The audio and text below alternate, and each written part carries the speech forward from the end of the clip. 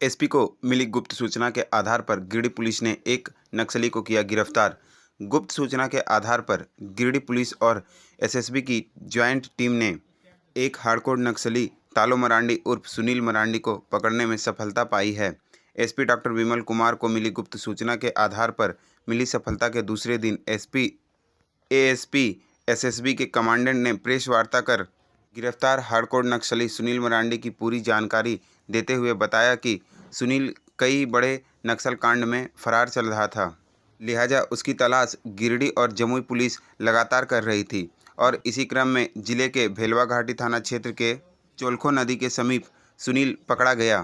हालांकि गिरफ्तारी के समय तालो के पास से कोई हथियार बरामद नहीं किया गया है, लेकिन एसपी की माने तो तालो मरांडी बिहार झारखंड के इनामी नक्सली और कुख्यात नक्सली के दस्ते से जुड़ा हुआ था।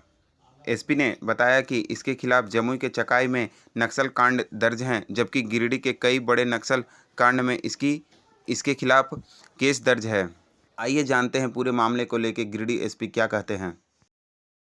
ये 6 जनवरी को ये सूचना प्राप्त हुई थी कि शाम में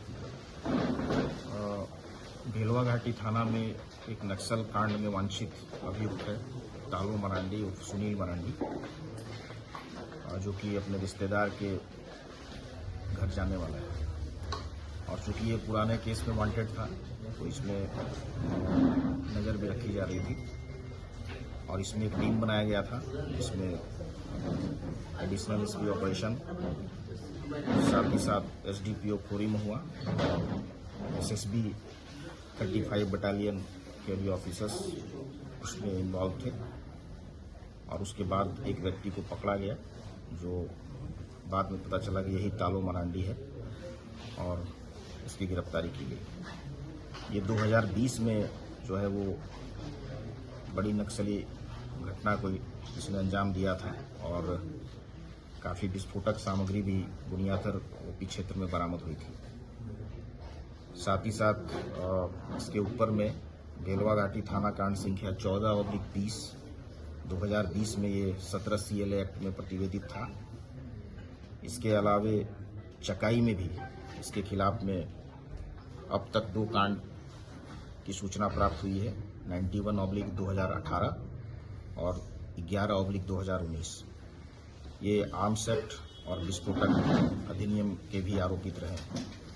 चूँकि ये काफ़ी पुराने अभियुक्त थे और